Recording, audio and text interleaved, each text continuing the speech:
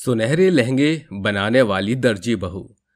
सोनम अपनी सास कश्मीरा और 2 साल के बेटे गोलू के साथ एक टुच्चे से घर में रहती थी। उसका पति विदेश में काम करने के लिए गया था। काफी महीनों से उसने अपनी बीवी बच्चों को पैसे नहीं भेजे थे और ना ही किसी संपर्क में था। ऐसे में सोनम को घर चलाना और बच्चे को पालना बहुत मुश्किल हो रहा था। साथ में सास की तबीयत बिगड़ी हुई थी। सोनम काम के लिए इधर उधर भटकती है। हे कान्हा जी, कोई तो रास्ता दिखाओ, मुझे कोई भी काम नहीं मिल रहा है। 2 दिन से मां जी और मैंने कुछ नहीं खाया। जैसे तैसे गोलू दूध पीकर रह लेता है, लेकिन अब क्या, कोई तो सहारा दीजिए। थकी हारी सोनम झाड़ू पोछा का काम ढूंढती है, लेकिन उसे वो भी कहीं नहीं मिलता। तब वो अपने घर आ जाती है और बेटे को गोद में लेकर कहती है, अरे मेरा गोलू बेटा कैसा है? माँ जी, इसने आपको तंग तो नहीं किया ज्यादा? अरे बेटा, इसने मुझे तंग नहीं किया, पर तू इतनी जल्दी कैसे आ गई? कोई बात नहीं बनी क्या? माँ जी, कुछ नहीं हुआ, मेरी तो उम्मीद ही टूटी जा रही है। कहीं हमें गोलू बेटे को लेकर सड़क पर भीख मांगने की नौबत ना आ जाए। मैं चाहती हूँ हम कुछ न कुछ मेहनत से कर लें। मम्मा, अम्मा। अरे तू मम्मी को माँ बोल रही है, अपनी अम्मा को अम्मा कह रहा है। कुछ भी कह ले ये माँ जी, आखिर हम दोनों तो इसकी माँ ही रहेंगी। और तू जो कह रही है ऊपर विश्वास रख, एक दिन कुछ ना कुछ भगवान हमारे लिए जरूर करेंगे। अगर भगवान के किए काम में देरी हो जाए तो समझ जाना भगवान हमारे लिए जरूर कुछ अच्छा कर रहे हैं। जी माँ जी, इसी आस पर तो मेरी सांसें टिकी हैं। क्या सोनम को कोई काम मिल पाएगा? आखिर वो अपने घर को कैसे चलाएगी? क्या उसे कोई सहारा मिलेगा? ये जानने के लिए कहानी में आगे बढ़ते हैं। सोनम जैसे तैसे उधारी कर 2 दिन का खाना खा लेती है। तीसरे दिन वो फिर घर से जाती है तो सास बोलती है, बहू शुभ काम के लिए जा रही है, ये ले गुड़ खा ले, अब अच्छा होगा। शुक्रिया माँ जी। गोलू बेटा, अम्मा को परेशान मत करना। टाटा। टाटा दादा। देख ले अपनी दादी अम्मा के साथ खुश है तू, निश्चिंत होकर जा। ये सुनकर वो घर से निकल जाती है और दर दर भटक कर काम को ढूंढती है, जो कि नहीं मिलता। थक कर वो एक चबूतरे पर बैठ जाती है, जहां साथ में टेलर वाले की दुकान थी और एक टेम्पो से ढेर सारे लहंगों के डिब्बे निकल रहे थे। तभी टेलर दुकान का मालिक राजीव कहता है, अरे मैंने तो मना किया था कि लहंगे के ऑर्डर नहीं सिल रहा, ऑलरेडी है, और जो इनका वर्क है वो काफी ज्यादा है, भला मैं कैसे करूंगा? हमारे यहाँ ऐसा भारी विदेश जैसा डिजाइनर लहंगा नहीं सिला जाएगा, आप इसे वापस ले जाइए। अरे आप ये कैसी बातें कर रहे हैं? जानते भी हैं इस ऑर्डर के आपको 80,000 मिलेंगे। 80,000 को कैसे मना कर सकते हैं? इतनी बड़ी बुटीक सेंटर है और आप पर कोई बढ़िया सा डिजाइनर नहीं है। पप्पू भाई साहब, एक बात बताओ, आते हुए पैसे किसको अच्छे नहीं लगते, लेकिन मेरे पास ऐसा कोई बढ़िया डिजाइनर नहीं है जो विदेशी लहंगे को सिल पाए। अरे मैं भूल कैसे गई, मुझे तो सिलाई करनी बहुत पसंद थी और मैं अनेक तरह की सिलाई करके लहंगे सिलती थी शादी से पहले। ये सुनकर सोनम कहती है, अंकल जी, क्या आप मुझे ये मौका देना चाहेंगे? मुझे हर तरह के डिजाइनर लहंगे सिलने आते हैं। अरे ये क्या बकवास कर रही हो तुम? ये कोई ऐसा वैसा लहंगा नहीं है, ये खास सेलिब्रिटीज के लिए बनवाना, जो राजीव जी सिलते हैं या उनके कारीगर। भाई साहब, झूठ नहीं बोल रही, मैंने सच में पहले भी बहुत सारे लहंगे बनाए थे, आप एक बार विश्वास तो कीजिए। पप्पू भाई साहब, एक बार सुन तो लीजिए, क्या पता मेरा काम बन जाए, एक मौका देने में क्या ही जाता है। अरे आप तो एक मौका दे रहे हैं, लेकिन कहीं महंगे महंगे 80,000 के कपड़ों का चूना न लग जाए, फिर इसके जिम्मेदार आप ही होंगे और आप ही पेनल्टी भरना। अरे मुझे इस लड़की की बातों में सच्चाई लग रही है, इसलिए मैं इसे एक और मौका दूंगा। जैसे मैंने इस पर भरोसा किया है, वैसे आप भी मुझ पर थोड़ा भरोसा कर लीजिए और इसकी जिम्मेदारी मैं लेता हूँ। करवा लीजिए आपको जो करवाना है। शुक्रिया अंकल जी, मुझे ये मौका देने के लिए। क्या मैं उस लहंगे के डिजाइन को देख सकती हूँ? तभी तैयार कर पाऊंगी। हाँ बेटा, देख लो, ये रहा, ये समझ लो, मनीष मल्होत्रा जैसे बड़े दिग्गज की तरह है ये लहंगा, तुम्हें सिलना है। अंकल जी आप फिक्र मत कीजिए, मुझे ये बनाना आता है। ये कहते ही पप्पू चला जाता है और सोनम सिलाई मशीन पर बैठकर उस डिजाइन का सबसे सुनहरा चमकदार लहंगा सिलने में जुट जाती है।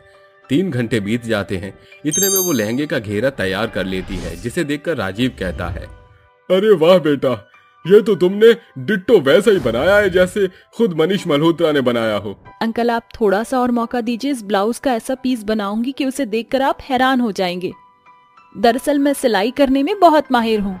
वाह बेटा, ये तो बहुत अच्छी बात है। ये कहते ही सोनम लहंगा का ब्लाउज भी शाम तक सिल देती है और अगले 2 दिन में उस सुनहरे लहंगे को पूरे तरीके से सितारों से जड़कर तैयार कर देती है। साथ ही अपनी सासू माँ को भी इस काम के बारे में बता देती है, जिसके बाद वो एक डमी पर लगाकर कहती है, कड़ी मेहनत के बाद आखिर मैंने लहंगे को तैयार कर ही दिया। प्लीज कान्हा जी, मास्टर साहब को लहंगा पसंद आ जाए और मुझे ये काम मिल जाए। अरे बेटा, बन गया क्या?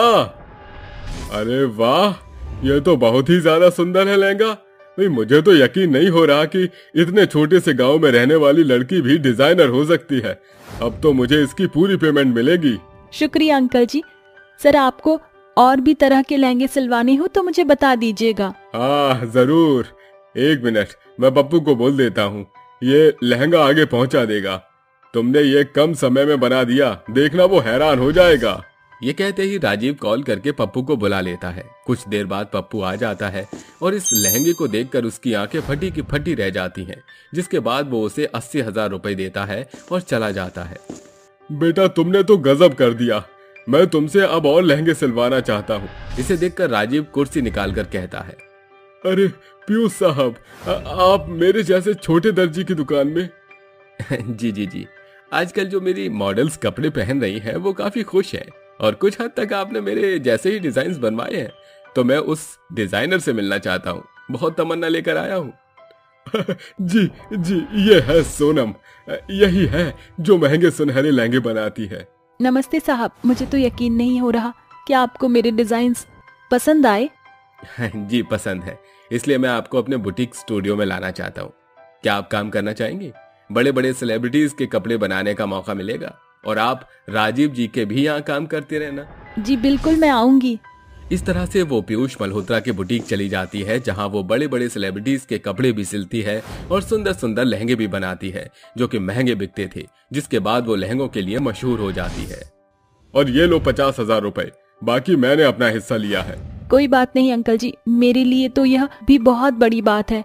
आप हर लहंगे में से अपना हिस्सा ले सकते हैं। और तुम्हारे घर में कौन कौन है? अंकल जी, मेरा 2 साल का बेटा है और सासू माँ है। अब इन पैसों से उनकी दवाई ले आऊंगी। मैं काम की तलाश में ही थी। अब से काम ढूंढने की जरूरत नहीं, क्योंकि काम तुम अब मेरे बुटीक में ही करोगी और लहंगे का 70% तुम्हारा रहेगा। तुम चाहो तो ये मशीन घर पर भी ले जा सकती हो। शुक्रिया अंकल जी। घर आकर सोनम कहती है, माँ जी देखिए, मुझे 50,000 रुपए मिले। इतने में तो हम बहुत कुछ कर सकते हैं। फिलहाल मैं आपकी दवाई लाऊंगी। अरे बहू, मैं तो तुझसे बहुत खुश हूँ। मेरी बहू इतनी होनहार और समझदार है।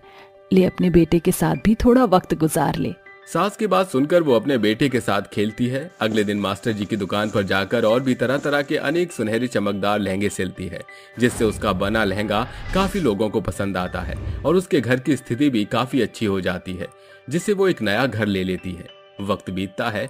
एक दिन राजीव के बुटीक पर बहुत जाने माने फैशन डिजाइनर पीयूष मल्होत्रा आते हैं। इसे देखकर राजीव कुर्सी निकालकर कहता है, अरे पीयूष साहब, आप मेरे जैसे छोटे दर्जी की दुकान में? जी, आजकल जो मेरी मॉडल्स कपड़े पहन रही हैं वो काफी खुश हैं और कुछ हद तक आपने मेरे जैसे ही डिजाइन बनवाए हैं, तो मैं उस डिजाइनर से मिलना चाहता हूँ। बहुत तमन्ना लेकर आया हूँ। जी, ये है सोनम, यही है जो महंगे सुनहरे लहंगे बनाती है। नमस्ते साहब, मुझे तो यकीन नहीं हो रहा कि आपको मेरे डिजाइन्स पसंद आए। जी पसंद है, इसलिए मैं आपको अपने बुटीक स्टूडियो में लाना चाहता हूँ। क्या आप काम करना चाहेंगे? बड़े बड़े सेलिब्रिटीज के कपड़े बनाने का मौका मिलेगा और आप राजीव जी के भी यहाँ काम करते रहना। जी बिल्कुल, मैं आऊंगी। इस तरह से वो पीयूष मल्होत्रा के बुटीक चली जाती है, जहाँ वो बड़े बड़े सेलिब्रिटीज के कपड़े भी सिलती है और सुंदर सुंदर लहंगे भी बनाती है, जो कि महंगे बिकते थे, जिसके बाद वो लहंगों के लिए मशहूर हो जाती है। 3 अमीर और 2 गरीब बहू की ठंड। पद्मिनी की 5 बहुएं थीं। जहां उसकी 3 बहुएं बेहद अमीर घराने से ताल्लुकात रखती थीं, वहीं 2 बहुएं बेहद गरीब घर से थीं, जिस कारण न सिर्फ उन्हें सास की बल्कि तीनों अमीर बहू के ताने बाने भी सुनना पड़ता था। रोजाना की तरह दोनों गरीब बहुएं रसोई घर के कामों में जुटी हुई थीं। हिमानी बहू, अरे ओ हिमानी बहू, अरे ओ हिमानी की बच्ची जिंदा है कि निपट गई? आई माँ जी। हाथों में चाय लिए हुए हिमानी हॉल में आती है। ये लीजिए माँ जी चाय। क्यों री मेरी गरीब बहू, चाय बना रही थी कि बीरबल की खिचड़ी? इतना बखत लगता है? माँ जी, अब घर बार का सारा कामकाज भी तो इतना है कि दिन भर काठ की कठपुतली की तरह नाचना पड़ता है। आहा, अरे मेरे जमाने में तो एक अकेली लुगाई घर भर का काम नाच कर देती थी, और तुम 2 जन भी कम पड़ रही हो। मेरी तीनों बहुरानियों के लिए चाय क्या तेरा बाप लाएगा? माँ जी, तीनों देवरानी भी अपना हाथ पांव भी तो चला सकती है। क्यों, तेरे हाथ पांव में घुन लगा है? चुपचाप जा और चाय लेकर आ। जी माँ जी। सास की बात सुनकर हिमानी बुदबुदाते हुए रसोई घर आती है। जाने सासू माँ सिर्फ हम दोनों बहुओं के साथ ये बुरा बर्ताव क्यों करती है। ऐसा जान पड़ता है हम दोनों इस घर की बहू नहीं बाई हैं। आजकल के दौर में लोग उनसे भी इतने बेरुखी से पेश नहीं आते होंगे। जाने ये 3 रिहायशी तितलियां ऐसी कौन सी पट्टी पढ़ाती है माँ जी को, जो माँ जी इनका तो गुणगान किए रहती है और हमारी गरीबी की हंसी उड़ाने का एक मौका नहीं छोड़ती। हिमानी, कुड़कुड़ाने से कुछ हासिल ना होगा, क्योंकि यहाँ हम गरीब बहुओं को सुनने वाला कोई नहीं है। गरीब बहुओं की बातों में उनकी बेबसी सीधे तौर से साझा हो रही थी। जहां 2 गरीब बड़ी बहुओं की दशा नौकरानी से भी निराली थी, वहीं 3 बहुएं छोटी होने के बावजूद सारा दिन बस हुक्म चलाती। समय के साथ सर्दियों का आगमन हो जाता है। हॉल में बैठी पद्मिनी की 3 अमीर बहुएं कहती हैं, सासू माँ, सर्दियाँ आ चुकी है। आप तो जानती हैं कि सर्दियों को लेकर मेरे कितने शौक है, इसलिए मैंने डैडी से कहकर हम चारों के लिए न्यू हीटर मंगवाया है, ताकि हम चारों ठंड से बच सके। माँ जी, कल ही मैंने भी सर्दियों की खूब सारी शॉपिंग की है। ये देखिए, खास आपके खातिर मैं ये पश्मीना की शॉल लाई हूँ। तोहफे देना क्या तुम तीनों बहू को आता है? मैंने भी तुम तीनों के लिए नई रजाई बनवाई है। माँ जी, इसकी क्या जरूरत थी? अरे जरूरत कैसे ना थी, तुम्हारे कमरे की रजाई पतली हो चली है। मैं नहीं चाहती कि मेरी तीनों बहुएं रात भर ठिठुरे, इसीलिए बिना देरी किए मैंने रजाई बनवा दी। और फिर तुम्हारी सास के पास पैसों की कमी क्या है? अचानक पद्मिनी की 2 बहुएं भी बोल पड़ती हैं। माँ जी, अब जब आपने देवरानी जी के लिए रजाई बनवाई है, तो लगे हाथ मेरे और हिमानी के लिए भी रजाई बनवा देती। समाचार में सुनने को आ रहा है कि इस साल रिकॉर्ड तोड़ सर्दियां पड़ने वाली हैं। ऐसे में हम दोनों बहुएं इस पतले दुबले कंबल से कैसे काम चलाएंगी? आहा, क्यों री मेरी गरीब बहुओं, पद्मिनी के पास में क्या पैसे के पेड़ लगे हैं? अभी मेरा हाथ तंग है, जब कभी पैसे होंगे तो देखा जाएगा। मगर माँ जी, कुछ देर पहले तक तो आप कह रही थी कि आपके पास पैसा ही पैसा है।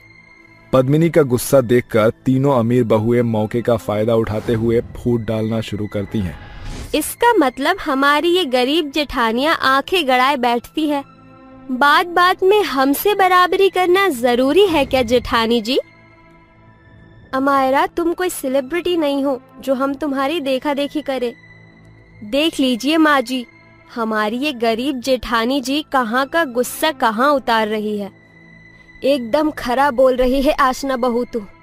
चौका बर्तन करने में मेरी गरीब बहू के हाथ पांव जवाब दे जाते हैं, मगर बोलते वक्त जुबान गज भर की हो जाती है।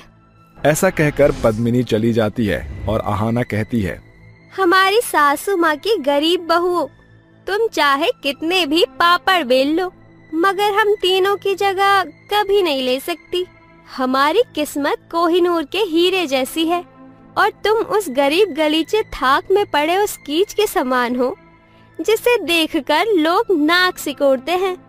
ऐसे ही कई सप्ताह बीत जाते हैं, जिसके साथ बेतहाशा सर्दियां बढ़ जाती है। जहां एक और अमीर बहुएं अपने गद्देदार बिछौने पर भारी भरकम रजाई में मजे से सो रही थी, वहीं बेचारी गरीब बहुओं को सर्दी की सारी रात एक पतले दुबले कंबल में काटना पड़ता है। एक सुबह, क्या हुआ हिमानी, तुम्हारा चेहरा इतना फीका और बेजान क्यों लग रहा है? रात में सही से सोई नहीं क्या? दीदी, सर्दियां इस कदर बढ़ चुकी है कि उस कंबल से जाड़ा नहीं जाता, ठिठुरते हुए सवेरा हो जाता है। हिमानी, कपकपाने के सिवा हम कर भी क्या सकती हैं? सासू माँ ने तो पहले ही हाथ खड़े कर दिए। खैर, तुम चाय पानी का काम देख लो, आज मैं बर्तन मांज देती हूँ। दोनों बहुएं कामों में जुट जाती हैं। जैसे ही सुरभि बर्तन धोने के लिए नल खोलती है, पानी बेहद ठंडा आता देखकर वो अपनी सास के पास आती है और वो अपने कमरे में रजाई ओढ़कर हीटर के पास बैठी थी। क्या बात है मेरी गरीब बहू, इधर उधर नजर क्यों दौड़ा रही है? चोरी करने का इरादा है क्या? माँ जी, मैं पानी गर्म करने की मशीन खोज रही हूँ। सर्दियाँ बेतहाशा बढ़ गई हैं। रसोई घर के नल से बेहद बर्फीला पानी आ रहा है। ठंडे पानी से हाथ जमने को हो रहा है।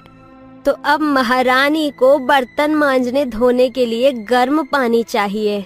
बिजली का बिल क्या तेरा बाप भरेगा? कोई मशीन नहीं मिलेगी। ये फुहरपन छोड़कर जल्दी काम निपटा, समझी? गरीब बहू को खरी खोटी सुनाकर एक बार फिर पद्मिनी अपना पल्ला झाड़ लेती है। बेचारी गरीब बहू हर दिन सर्दियों की मार झेलती है। ना तो उनके तन पर स्वेटर होता है और ना ही शॉल। ऐसे में उनकी सास पद्मिनी कभी जानबूझकर बेचारी बहुओं को सर्दियों में ठिठुरती बाजार भेजती, मगर एक रात पद्मिनी की तबीयत बेतहाशा बिगड़ जाती है। उसके कराहने की आवाज सुनकर दोनों गरीब बहुएं वहाँ आती हैं। माँ जी, क्या हुआ? आप ठीक तो हैं? जी, सासू माँ तो सर से पाँव तक तेज बुखार से तप रही हैं। हिमानी, तुम जल्दी से माँ जी के लिए अदरक तुलसी का काढ़ा बनाओ। इतना सुनकर हिमानी रसोई घर का रुख कर लेती है। साथ ही सुरभि पद्मिनी को ठंडे पानी की पट्टियां देना शुरू करती है। वो कभी उसका हाथ पांव मल रही थी तो कभी सर सहला रही थी। कुछ देर बाद, ये लीजिए जीजी काढ़ा। माँ जी, ये काढ़ा पी लीजिए, ये जाड़े को जड़ से खत्म कर देगा। देर रात को जागी दोनों बहुएं सास की सेवा बाड़ी में बिहान कर देती हैं। तभी तीनों बहू सास के कमरे में आती हैं। गुड मॉर्निंग सासू माँ। सासू माँ, क्या हुआ? ये आपका मुंह मरीज जैसा क्यों लग रहा है? अमायरा, देख नहीं रही माँ जी बीमार है। ऐसा ना हो कि माँ जी के फीवर का फ्लू हम तीनों को लग जाए। माँ जी, आप आराम कीजिए, हम बाद में आती हैं। पद्मिनी तीनों बहुओं की बहानेबाजी को भांप जाती है और बोलती है, मुझे तो लगा था कि तुम तीनों यहाँ मेरा हाल चाल पूछने आई हो, मगर सास को बीमारी के बिछौने पर पड़ा देखकर तुम तीनों ने अपने तेवर दिखा ही दिए। हिमानी, सुरभि, अपनी सास को माफ कर दो। मैंने हमेशा तुम्हारी गरीबी की हंसी उड़ाई। शायद इसी कारण भगवान ने मुझे ऐसा भुगतान दिया है। माँ जी, बीती बातों को याद करके दुखी ना होइए। जो हुआ उसे बिसार दीजिए। सास की बात और गरीब बहू का भला बर्ताव देखकर तीनों अमीर बहुओं का सर जमीन में गड़ जाता है और आहाना कहती है, जेठानी जी, हम तीनों ने आपको हर बार गरीबी के ताने दिए। हर जगह हमने आपको नीचा दिखाया। अमीरी के गुमान में मगरूर होकर हमने आपकी गरीबी की खिल्ली उड़ाई। हमें ऐसा नहीं करना चाहिए था। जेठानी जी, मेरे डैडी कहते हैं कि जब छोटे से भूल हो जाए तो बड़े उसे माफ कर दे। हमको माफ कर दीजिए। तुम तीनों को अपनी गलती का एहसास हो गया, यही काफी है। गरीब बहुओं के भले आचरण के बदौलत पद्मिनी अब पहले जैसी न रही। साथ ही अब बहुओं के बीच से अमीरी गरीबी की दीवार खत्म हो गई थी और अब चाहे सर्दी हो या गर्मी, पांचों बहुएं मिलजुल कर बिना कुड़कुड़ाए काम काज करती थी। सच है साथियों, पारिवारिक रिश्तों की डोर रुतबे पैसे से नहीं बल्कि प्यार की पत्तियों से जुड़ी होती है। तूने क्या मुझे नामर्द समझा है? तू मेरी माँ को कुछ भी कहेगी और मैं सुनता रहूंगा? रुक, तुझे तो मैं अभी बताता हूँ। अरे बेटा, तुझे क्या बताऊं, इसने तो मेरा जीना ही हराम कर रखा है। कोई भी बात बोलती हूँ तो खाने को आती है। आज इसे मत छोड़ना। विक्रम जी, मुझे बहुत दर्द हो रहा है।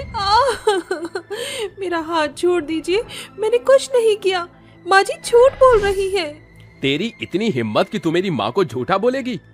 विक्रम ने सलोनी का हाथ पकड़कर मरोड़ रखा होता है। बेचारी सलोनी दर्द में चिल्ला रही होती है। विक्रम सलोनी के मुंह पर थप्पड़ ही थप्पड़ मारने लगता है। बहुत चर्बी चढ़ गई है तुझे। आज तो मैं तेरी सारी चर्बी उतार कर ही रखूंगा। तेरी खाल न उधेड़ दी तो मेरा नाम विक्रम नहीं।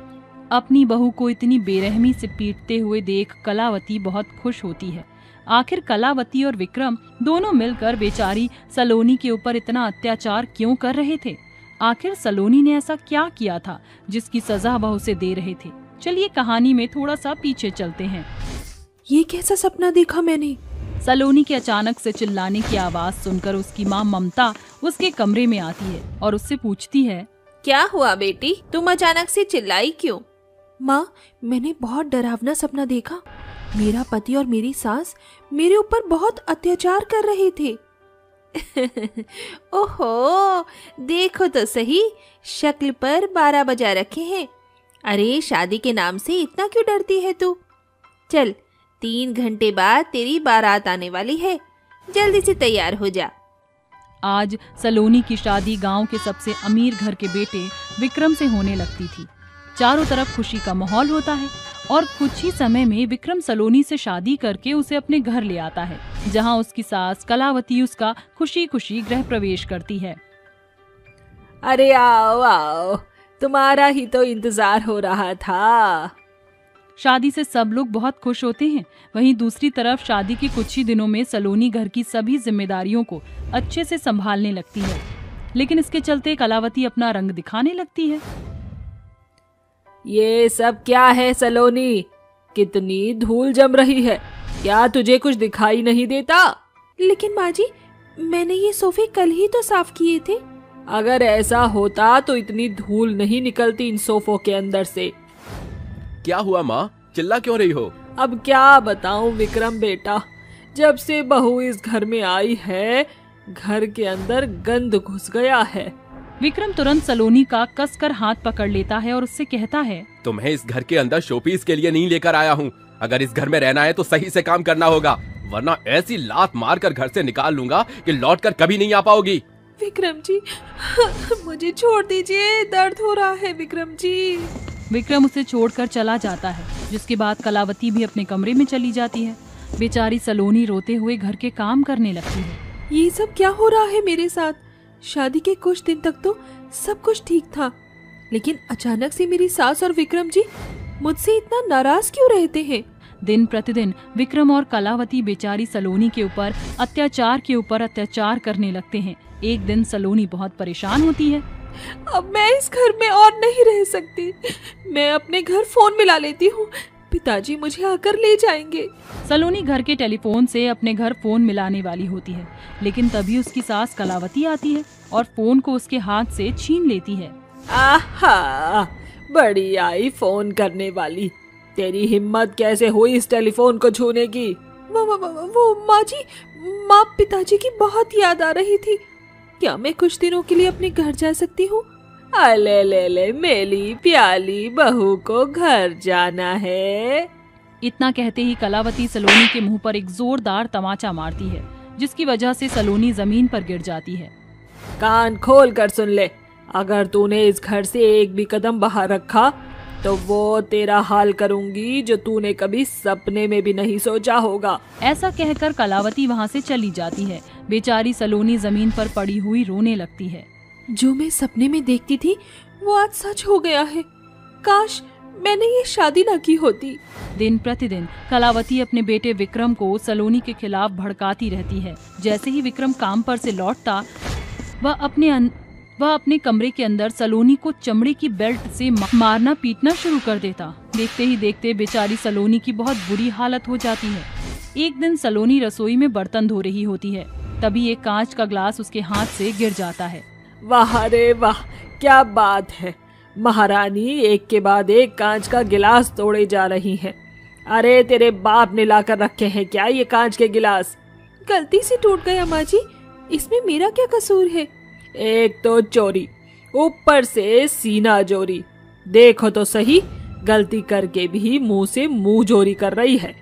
ऐसा कहकर कलावती सलोनी के बाल पकड़ लेती है। दिन रात अपनी सास और अपने पति के अत्याचार सहन करते करते सलोनी के शरीर पर बहुत सारे जख्म बन जाते हैं।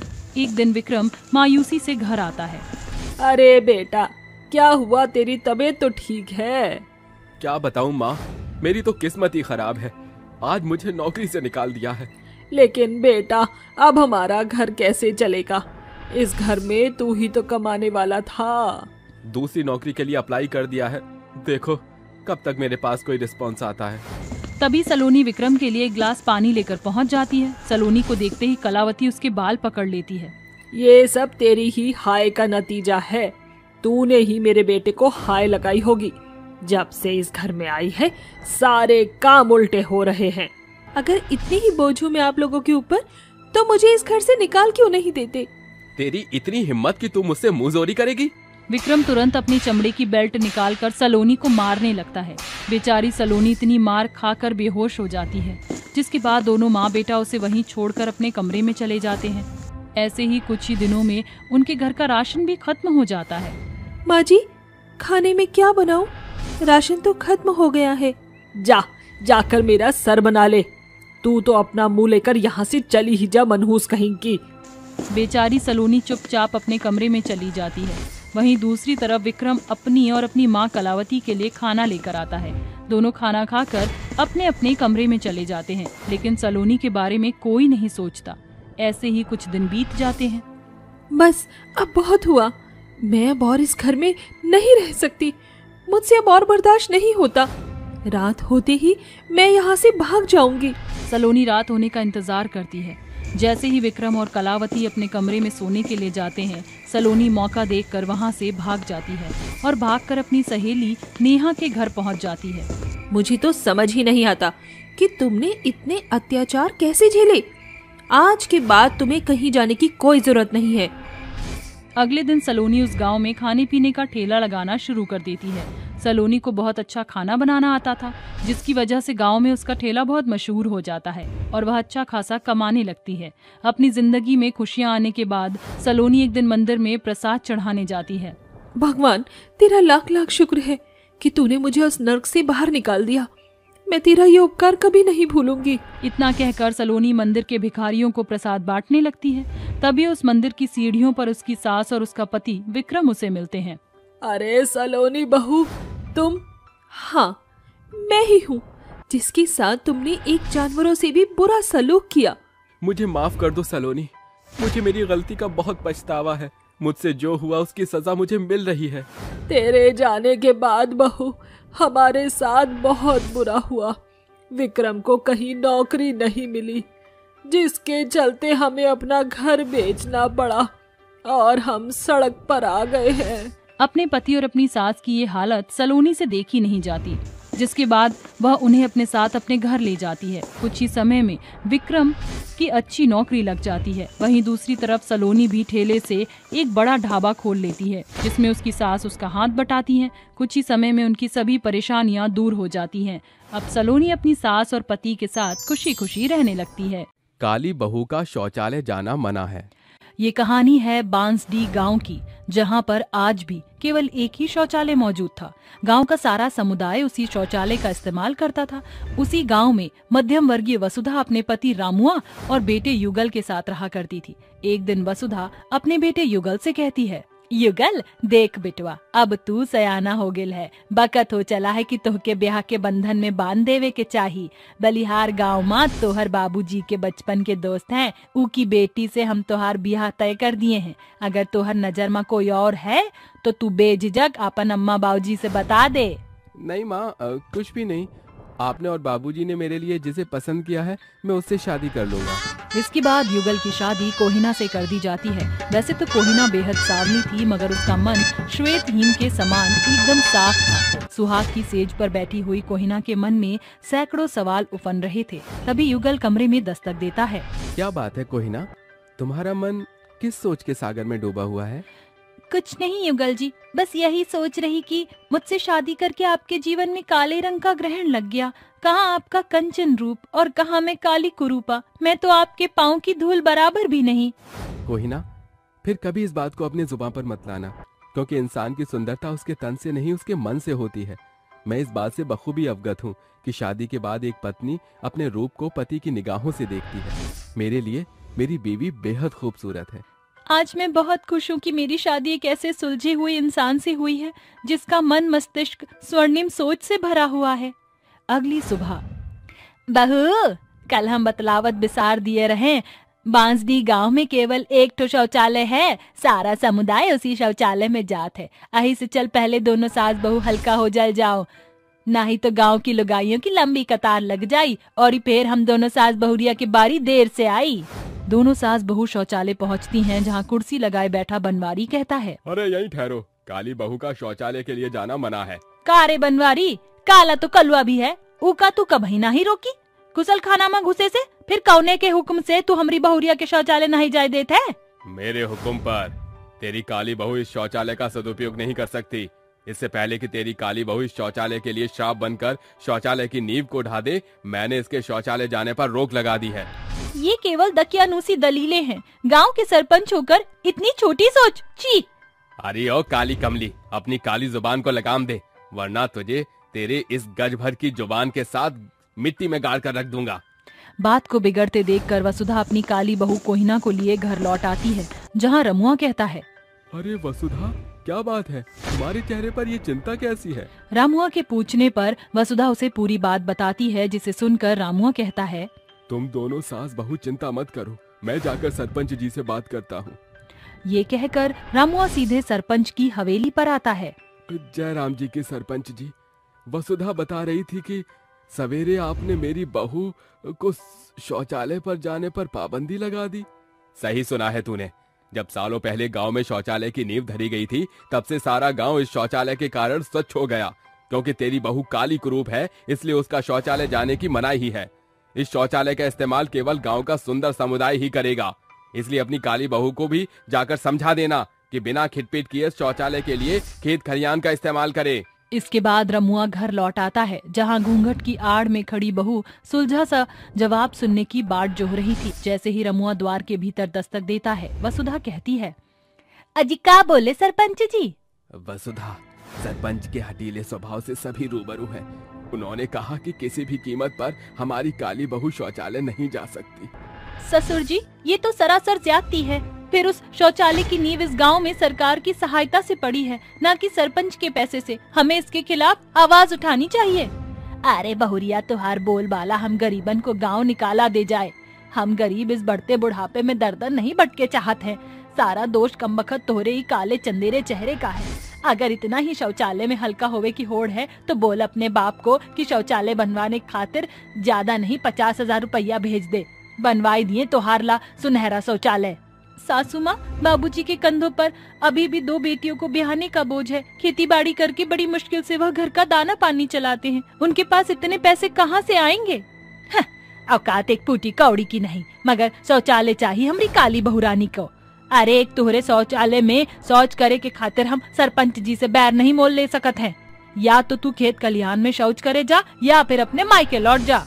एक ओर सरपंच के द्वारा शौचालय में ना जाने की मनाही और दूजी ओर सास के ताने बेचारी काली बहू के कलेजे को कचोट रहे थे। जिसके बाद काली बहू शौचालय के खातिर आवाज उठाने की बजाय चुप्पी साध कर सूर्यास्त से पहले अंधियारे में ही शौच के खातिर खेत खलिहान जाया करती। जहां एक और गांव का सारा समुदाय बंद शौचालय का उपयोग करता, वहीं बेचारी काली बहू खुले में शौच करने को मजबूर थी। एक बार की बात है, आखिरकार ऐसे कब तक चलेगा? जीवन का संगम 2 दिनों का तो नहीं है कि मैं खुले में शौच कर लूं। मेरे काले रूप में चलते ये बर्ताव मेरे साथ हो रहा है। मुझे शौचालय में नहीं जाने दिया जा रहा है। कल को अगर कोई और काली लड़की इस गांव में बहू बनकर आएगी, तो उसके साथ भी शौचालय को लेकर यही सलूक दोहराया जाएगा। ऐसे तो किसी को तो आवाज उठानी ही होगी। सारी रात सोचने के बाद सवेरे जो होने वाला था, वह पूरे गांव समाज से लेकर सरपंच तक के सोच से परे था। शौचालय के बाहर बैठा बनवारी कोहिना को साड़ी के बजाय छोटे कपड़े में देखकर फौरन सरपंच के पास आता है। साथ ही गांव की औरतें भी इस बात का उल्हाना लिए वसुधा के पास आती हैं। अरे सरपंच जी, गजब हो गया। वो वसुधा की काली बहू कोहिना अधनंगा पहरावा पहने हुए पूरा गाँव रौंद रही है। अरे ओ वसुधा, बाहर आ। अरे का हुई गवा, तुम सब भोर सवेरे डाकिया बने हमारे द्वार पर कैसन पधार पड़ी? अरे तुझे कोई होश हवास है कि नहीं? तेरी काली बहू क्या कारनामे कर रही है? आधे अधूरे कपड़े पहनकर गांव भर में घूम रही है। इसके बाद गांव का सारा समुदाय मैदान में जमा हो जाता है। पंचों की सभा में बैठा सरपंच कहता है, अरे ओ काली कमली, क्या तुझे पता नहीं गांव देहात में ये शहरी पहरावे का प्रचलन नहीं चलता? शर्म हया धोकर पी गई है। अरे ये सारे सीख तो बहू को सास देती है। देखो कैसे शहरी पहनावा पहनकर अपने काले चेहरे का प्रदर्शन कर रही है। इतना सुनकर काली बहू के सब्र का बांध टूट जाता है और वह बेधड़क बोलती है, कैसी दो गली दलीलें हैं इस गाँव की। बहू के चेहरे पर घूंघट न देखकर सभी बिलबिला उठे, मगर वही जब खुले में शौच के दौरान मेरे गुप्त अंग खेत खलिहान जाने वाले राहगीरों को दिख जाए उसमें कोई बुराई नहीं। तब क्या सभी जन के कंठ कंकाल कट गए थे? जब मेरे काले रूप के कारण मुझ बहू को शौचालय न जाने देकर खेत खलिहानों में जाने के लिए बाधित किया था, तब क्या पूरा गांव गूंगों के समान चुप्पी साधे था? काली बहू के बोल जितने कटु थे उसमें उतनी ही खराई और सच्चाई थी, जिसे सरपंच लेकर उसकी सास भी बेहद शर्मसार होकर कहती है, ए बहू, अपनी सास को माफ कर दे। जिस कठिन समय में मुझे तेरा साथ देना था, मैं तेरे खिलाफ हो गई। कोई ना, आज तुमने अपने कटु शब्द से मुझ मूढ़ सरपंच की सोच को नया आयाम दिया है। अब से शौचालय का सदुपयोग हर एक जन करेंगे। इस तरह काली बहू के ढांढस से शौचालय के इस्तेमाल पर लगी रंग भेद की नीति सदा के लिए समाप्त हो जाती है। साथ ही काली बहू के सुनहरे सोच के लिए सभी के बीच उसकी सराहना होती है। रामपुर गांव में सोहन अपनी पत्नी राधा के साथ रहता था। एक समय था जब वो अपने आम के पेड़ों से बहुत सारा लाभ कमाया करता था, लेकिन कुछ वक्त के बाद उसके आम के बागानों की दशा काफी बिगड़ गई और उसके रसीले मीठे आम कीड़े लगे भद्दे आमों में बदलने लगे और सोहन को भारी नुकसान होने लगा। निराश मन के साथ वो अपनी पत्नी राधा से आकर कहता है, न जाने हमारे आम के बागानों को किसकी नजर लगी है। पिछले 3 सालों से लगातार सड़े गले आम ही क्यों उग रहे हैं। सोहन की बात सुनकर राधा चिंतित होकर कहती है, अब क्या होगा? हमने पहले ही साहूकार से मोटी रकम ले रखी है, वह किसी भी पल आता ही होगा। आज हम उसको क्या जवाब देंगे? दोनों सोच ही रहे होते हैं, तभी अचानक दरवाजे पर साहूकार की दस्तक होती है और वो गुस्से में दरवाजा पीटते हुए कहता है, क्यों रे सोहन, तूने तो कहा था कि आज मेरे पैसे मिल जाएंगे, कहाँ है मेरे पैसे? मुझे थोड़ा समय दो साहूकार। साहूकार जी, मैं जल्दी आपको पैसे दे दूंगा। पर तू तो आज मेरे पैसे देने वाला है। फिर हम आपके पैसे आज ही देने वाले थे, पर हमारे आम के बागानों में इस साल भी सड़े आम ही उगे हैं। मुझे तुम्हारे आम के बागानों से क्या मतलब? मुझे तो मेरे पैसे चाहिए, वो भी आज के आज, समझे? हमें कुछ दिन की मोहलत दे दीजिए। ठीक है, मैं तुम्हें सिर्फ 3 दिन की मोहलत देता हूँ। 3 दिन में मुझे मेरे पैसे चाहिए, कहीं से भी, वरना मैं तेरे घर और तेरे आम के बागान पर कब्जा करके अपना पैसा वसूल कर लूंगा। साहूकार अपनी अमीरी का धौंस झाड़ते हुए सोहन को धमकी देकर वहां से चला जाता है और राधा रोते हुए कहती है, इतने कम मोहलत में इतनी बड़ी कीमत कैसे चुकाएंगे? सभी आम थोड़ी खराब होंगे, कुछ तो ठीक होंगे। चलो हम उनको तोड़कर बेचने की कोशिश करते हैं। अगले ही पल राधा हाथों में बड़ी टोकरी लेकर सोहन के साथ आम के बागान में पहुंचकर आमों की दुर्दशा देखते हुए कहती है, एक साथ सभी पेड़ों के आम कैसे सड़ गए हैं? ऐसे तो साहूकार हमारे घर पर कब्जा कर लेगा और हम कुछ भी नहीं कर पाएंगे। सोहन हिम्मत हारकर एक सूखे से पेड़ के नीचे बैठ जाता है। तभी उसे अजीबोगरीब आवाज सुनाई देती है, जो और कहीं से नहीं बल्कि उसी सूखे पेड़ से आ रही थी। सोहन झटके से उठकर सामने रखी भरी बाल्टी का पानी उस आम के सूखे पेड़ की जड़ों में डालता है, जिसके बाद वो हरे भरे सोने चांदी के आम से लदे पेड़ों में बदल जाता है, जिसे देखकर राधा कहती है, ए जी, ये तो जादुई सोने चांदी के आम का पेड़ है। हाँ देखो, एक साथ कितने सारे सोने चांदी के आम लद गए। हाँ, इस पर तो सोने चांदी के आम लद गए भाई। दोनों आंखें बड़ी करते हुए चमकते हुए आमों को देख रहे होते हैं। तभी सोने का जादुई आम कहता है, शुक्रिया मानव, आज तुमने इस आम के सूखे पेड़ में पानी देकर हमें जीवन दान दिया है। ये कैसा जादुई सोने का आम है जिसका हमारी तरह ही नाक, मुंह, आंख सब कुछ है? अरे और तो और, ये सोने चांदी के आम बोल भी सकते हैं। ये तो कुदरत का करिश्मा है। हम कोई साधारण आम का पेड़ नहीं, जादुई सोने चांदी के आम है। मांगो, तुम्हें क्या मांगना है? बस इतना कर दो कि मेरे आम के पेड़ की बिगड़ी दुर्दशा को सुधार दो। इतनी सी बात, ये लो। जादुई सोने और चांदी के आम अपनी आंखों से जादू से सभी बागानों की दशा को सुधार देते हैं, जिसके साथ सारे सड़े गले आम रसीले मीठे आम में बदल जाते हैं। साथ ही सोने चांदी के आम अपने अंदर से ढेर सारा सोने और चांदी के आम निकाल कर कहते हैं, सोहन, इस सोने चांदी के आम को ले जाकर बाजार में बेचकर अपनी जरूरतें पूरी कर लो, और जब भी तुम्हें और सोने और चांदी के आमों की जरूरत पड़े तो तुम बेझिझक हमें बताना। दोनों पति पत्नी गिरे हुए